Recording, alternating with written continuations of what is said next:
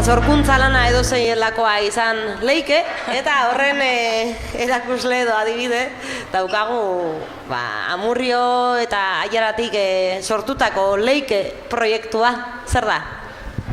Bueno, leike hasiera batean Oial Joskintzarekin lotutako proiektu bat izan zen, eta denborak aurrera egin ahala ikusi genuen, proiektu hori handitu zitekela, eta orduan hasiera batean ni bakarrik nengoen, eta gero auzirekin batera proiektua handitu eta aniztu egin dugu. Eta orain ja, Artile eta Ari Oialak batu ditugu, eta hoxe da leike.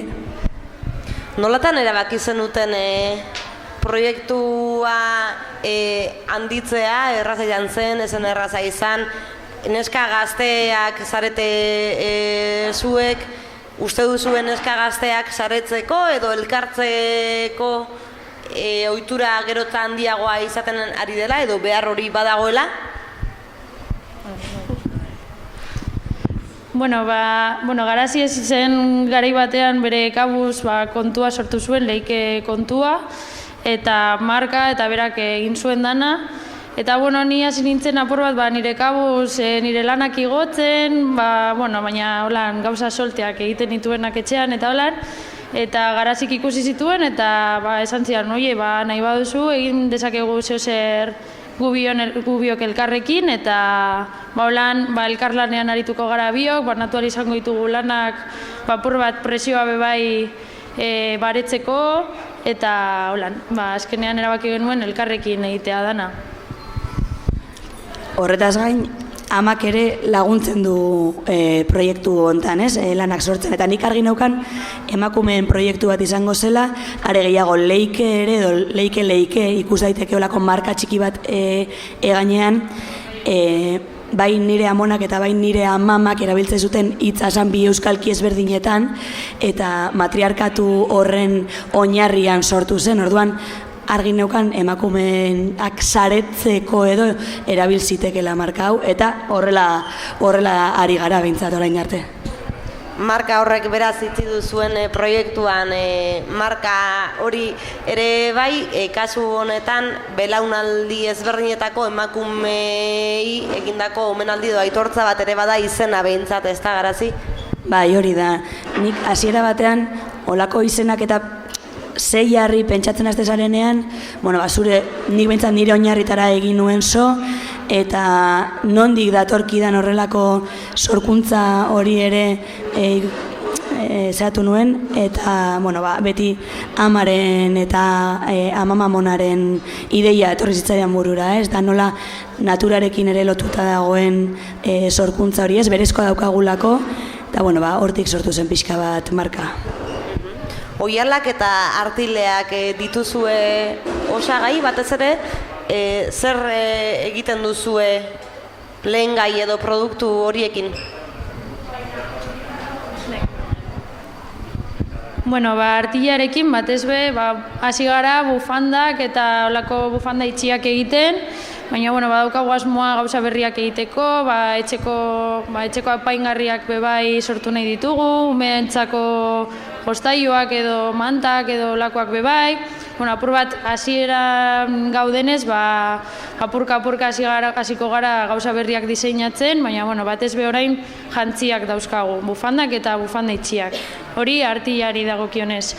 Eta joskintzarekin poltsak sortzen ditu Garazik, mototxekoak bebai, turbanteak, umeentzako mantak eta bafak bebai, gauza pilo bat dauzkagu eta berriak ere sortu nahi ditugu.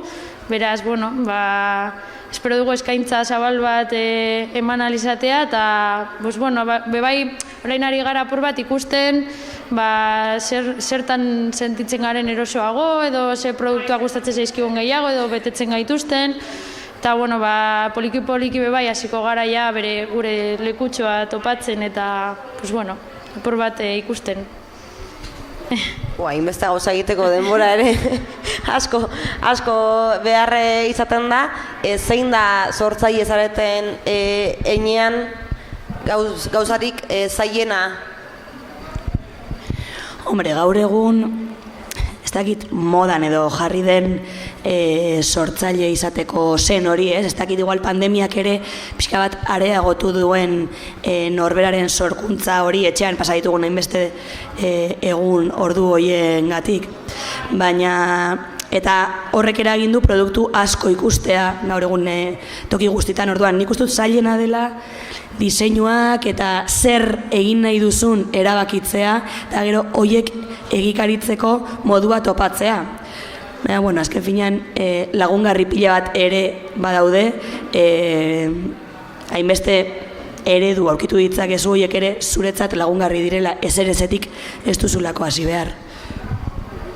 Aipatu duzu, zuen sorkuntza proiektuaren oinarrian beste emakume batzuen lana eta jakintza hori ere badagoela, ez izan, ama, mona, denbora guzti honetan ziurrenik bai artila eta baita oihalarekin lan egiteko modua eta produktuen aldetik garapen bat eman izan da? Bueno, nik uste dut familia gehienetan edo ikusi dugula joskintza eta artilarekin lana, ez? Nik uste dut guk biok behintzat hori ikusi dugula, baina egia da gaur egun metodo berriak daudela, anistasuna anitza da, lehen igual basan dana eredu antzekoagoak egitea, ez etxean egite ziren harin seme-alaba guztientzako, gaur egun behar duguna baina askoz ere gehiago daukagunez, extra bat izango litzateke, orduan ez da egiten eredu berdina denontzat, orduan askoz ere gauza berrituagoa daude, material askoz ere anitzagoa dago, gaur egun itzela da, oihal zati bat erosteko ez dakitzen denporan egon zaitezke begiratzen, baina luze. Orduan igertzen da egiteko era oso ezberdina dela. Egiteko modua bai, erakusteko eta saltzeko modua ere bai. Kasu honetan, espazio digitalek eta sare sozialek asko lagundu dute, zuek ere badukazu zuen gunea mundu digital horretan, ezta? Bai, batez be, bi kontu dauzkagu, biak Leike izenekoak eta bata Facebooken eta bestea Instagramen. Eta horretan aritzen gara, duela gutxi hasi gara gure lanak igotzen eta hortxe gabiltza apur bat erakusten gure lana. Baina hori bai, sare sozialetan erakusten dugu egiten duguna. Eta gaur azokan faktorian. Kontatu duzue, lehenago uste dute zuk aipatua dela hauzi, elkarlanean aritzearen indargune edo aukeretako bat badela presio hori ez izatea. Emakume sortzaile batek presioz bizi du bere ekoizpen kate edo prozesua? Badaukagu presio bat igual, baina igual badaukazu, izan aldituzu beldurra asko, pentsatzen, egiten dudan lana berezia izango da besteentzat, edo zer berria emango die eroslei, edo ni ezagutzera datorren jendeari, ez dakit, zalantza asko sortzen zaizkizu buruan, ez dakizu atzo ibili ginen pentsatzen, zelan jarriko dugu dana postuan, edo zelan salduko dugu dana, zer erabiliko dugu apaintzeko, eta hori bakarrik egin behar baduzu, lan ondia da zure barnean dana pentsatzeko eta erabakitzeko, eta gu elkarlanean ibilita horrek asko erraztu digu prozesua, edo igual apur bat zalantzak balin baditut, bere ala jotzen dut Garazinen ere eta galetzen dio. Garazi, ze uste duzu hau egiten badut, edo artila hau erabiltzen badut, edo argazkia gustatzen zaizu, ez dakit, asko zerrazagoa da. Bakarrik egiten baduzu, zalantza horiek guztiak, zuk hartu behar duzu erabaki bat eta horrekin aurrera egin. Orduan, bai. Zailtasunak ere, ez dakiguzu ze harrera izango duzun besteengan, orain Garazik esan duen moduan, eskulanak eta artisauen mundua geroz eta gehiago zabaltzen ari da, orduan zaila da apur bat bebai zure tokia topatzea mundu zabal batean eta hainbeste eskaintza dagoen ingurune batean, orduan, holako laguntza izatea oso baliotsua da. Bai, beza azken finean ez lagungarria dela edozein esparrutan dela ere, ideia horrekin, geratzen gara. Mila esker.